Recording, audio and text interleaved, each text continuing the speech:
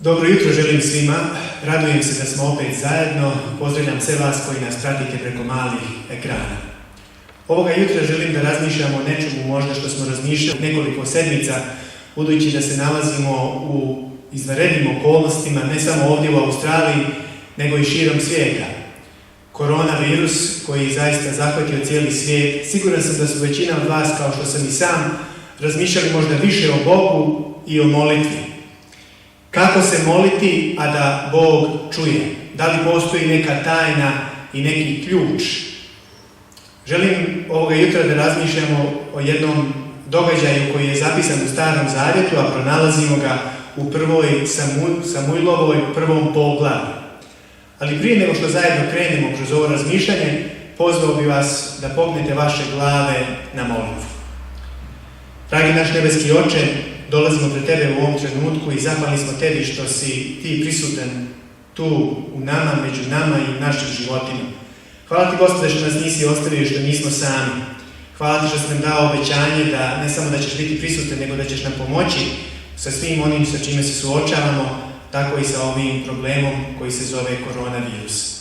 Bože, budi sa nama, ojačaj nas i osnaži našu vjeru i pomozi da naša vjera ne popuzne, nego da bude samo jača, da iz ovoga izađemo još jači jedni sa drugim, ali u zajednici sa Tobom.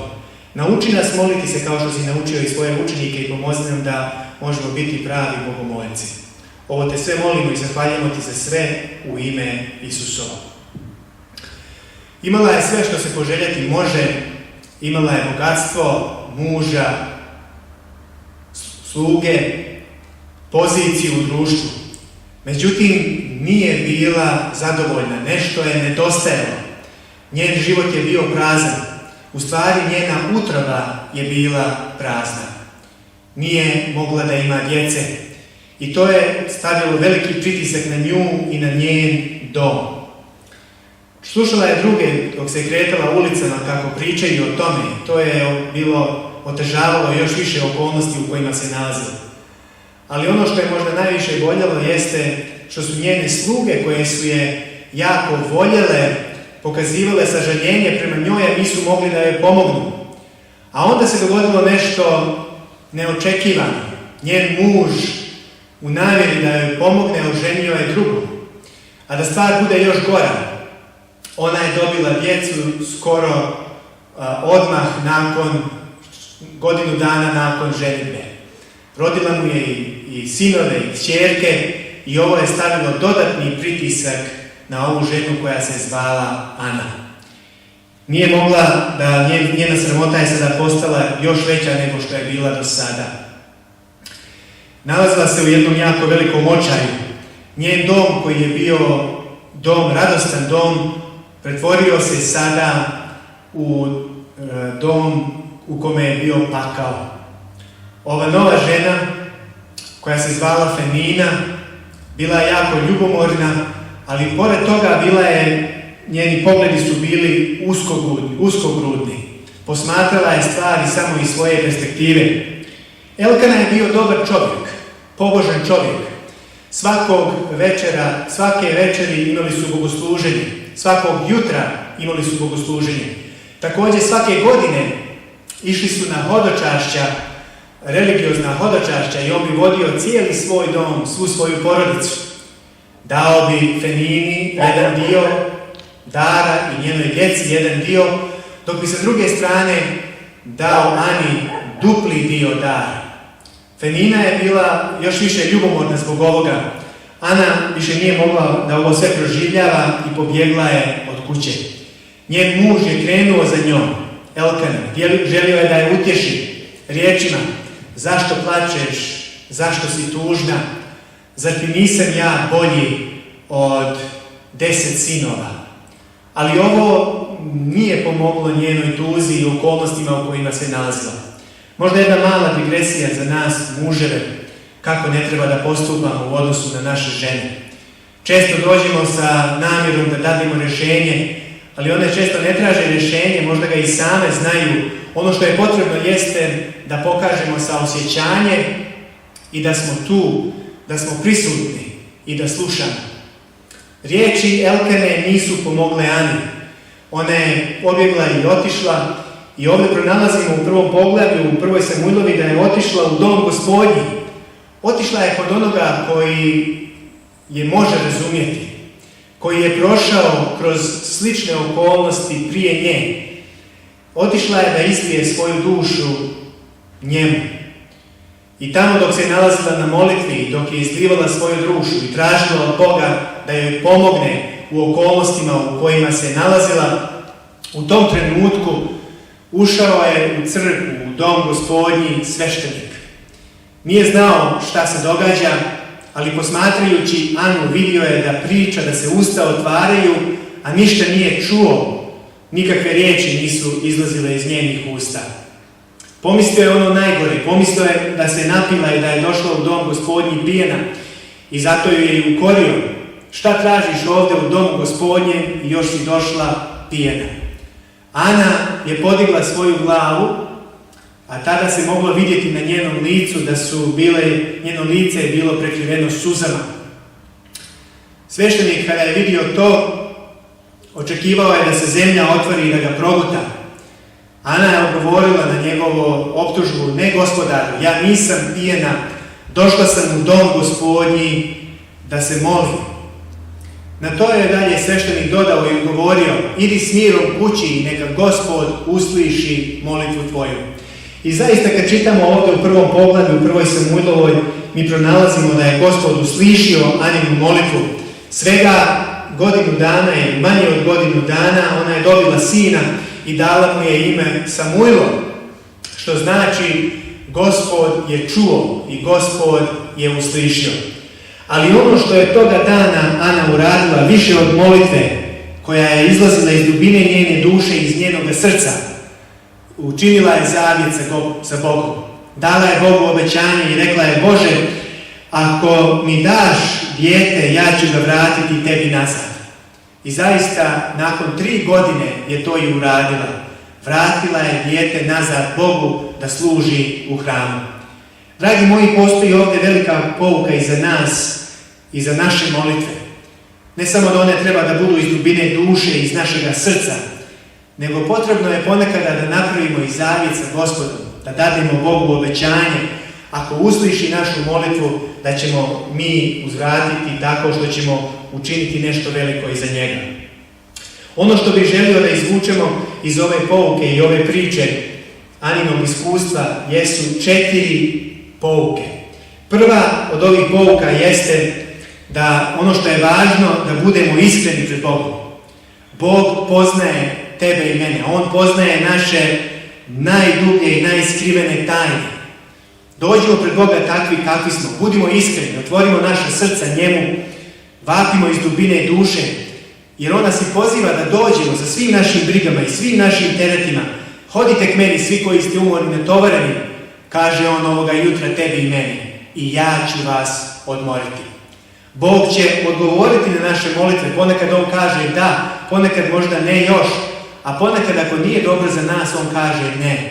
Ali ako dođemo iskreno i ako tražimo iz dubine naše duše, siguran sam da će svako od nas, kao i Ana tog dana, pronaći mir i otići kući uslišen, znajući da je primio mir od Boga.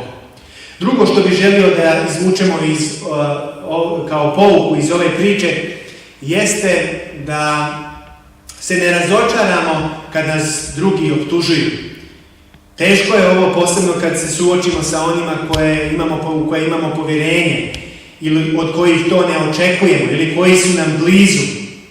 Ali zamislite samo šta bi se dogodilo Ani da se razočarala dok je prolazila kroz sve ovo i da je ostavila crkvu, pa možda i da je ostavila Boga.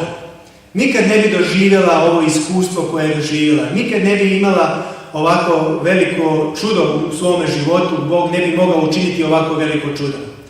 I zato potrebno je da i mi, kad se nalazimo u teškim okolnostima, možda danas, kad su pritisci jako veliki, socijalni, društveni, financijski i drugi, možda i religiozni, da ono što je najvažnije za svakoga od nas jeste da možda pokušamo da posmatramo sami sebe onako kako nas Bog vidi. Da više razmišljamo o tome ne šta drugi misle o nama, nego šta Bog misli o nama. Treću pouku koju bih želio da izvučemo iz ovoga događaja jeste da vratimo Bogu ono što je njegovo. Sveto pismo nas uči i kaže nam da je Božja zemlja i sve što je na njoj. Ti i ja smo isto Božji, mi pripadamo njemu. Prema tome, kad vraćamo Bogu i dajemo mu samo ono što je već njegovo. I Ana je to shvatila i razumjela. Martin Luther je jednom prilikom rekao, sve ono što sam zadržao sam izgubio, a ono što sam dao Bogu još uvijek imam. Pozvao bi i nas da imamo, da razvijemo povjerenje u Boga i da dadnemo ne samo sve ono što imamo, nego i same sebe Bogu. I četvrtu i konačnu poruku koju bih želio da izvučemo iz ovoga događaja, iz Aninog iskustva, jeste da kad dadnemo Bogu, On nam vraća dvostruko. Ana je shvatila to i zato za nas je možda nezamislivo bilo kad posmatramo njen događaj iz naše perspektive. Toliko dugo je čeznula za sinom, toliko je tražila od Boga i vapila i konačno kad ga je isprosila od Boga, ona je dala Bogu obećanje da će mu ga vratiti i tako je učinila samo 3 godine kasnije. Ana je razumjela ono što je Bog razumio i Bog je dao svoga sina za tebe i za mene. Ne samo da bude sveštenik kao što je kasnije Samuel postao sveštenik, nego ga je dao da bude i žrtva za nas, za tvoj i za moj otkup, za tvoje i za moje grijehe. I zaista možda ovo je i najveća pouka koju možemo naučiti iz Anine priče. Najveća pouka ljubavi, najdublja pouka ljubavi, a to je samopožrtvovanje. Moja molitva i želja je da nam Bog pomogne da shvatimo i da razumijemo koliko je svakome od nas, možda u ovim teškim trenucima i okolnostima u kojima se nalazimo danas, koliko je potrebno da imamo samopožrtvovanje. Samopožrtvovanje u domu, samopožrtvovanje u društvu, pa možda i šire u svijetu. I dok se molimo i klečimo pred Bogom i vapimo za potrebama koje imamo u našem životu, budimo kao Ana. Učinimo zavjet sa Bogom. Dajmo Bogu obećanje i neka naša molitva ide iz dubine duše. Dođimo tako sa iskrenim srcem i iskrenom dušom, znajući da Bog sve vidi i sve zna. Ne dozvolimo da se razočaramo kad posmatramo sve ono što se događa oko nas danas. Dadnimo Bogu ono što njemu pripada, vratimo mu nazad, ali iznad svega dajmo mu naše srce, znajući da će Bog vratiti nama dvostruko i trostruko, kao što je to učinio i sa Anom. Ana je kasnije dobila 5 još djece. Bog ju je nagradio za njenu vjernost. I ja sam siguran da će nagraditi i nas. Zato, prijatelju, idi s mirom i neka Bog usliši i tvoju molitvu. Amen.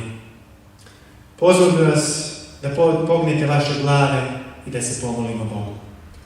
Dragi naš nebeski Oče, mi smo ti zahvalni za ovo iskustvo koje pronalazimo u tvojoj riječi. Zahvalni smo ti za Anu i za ono što je ona učinila i doprinos koji je ona dala, ne samo u krugu i okolnostima u kojima se nalazila, nego i danas u svijetu u kome mi živimo. Pomozi nam, Bože, da mi možemo kao i ona, da imamo vjeru. I kad dolazimo pred tebe u našim molitvama, Gospode, neka naše molitve budu kao što su bile i njene, istrajne, ali iz dubine naše duše. Sad kad se nalazimo u ovim teškim okolnostima u kojima se nalazimo, ne samo kao crkva ovdje u Grenvilu, nego i širom svijeta. Gospode, pomozi da više nego ikada možemo da zbijemo naše redove i da se oslonimo na tebe, da imamo povjerenje u tebe i da znamo da nas ti nećeš ostaviti sami. I da znamo, Gospode, možda molitvu koju smo molili više puta, nismo prepoznali neko uslišenje ili neku promjenu, da znamo da ćeš ti uslišiti u pravo vrijeme i na pravom mjestu. Blagoslovi nas, blagoslovi svakog pojedinca koji sluša ovu riječ i neka ona nađe plodno tlo u njegovom i u njenom srcu. Ovo te molimo i zahvaljujemo ti za sve, Gospode naš dragi, u ime Isusovo. Amen.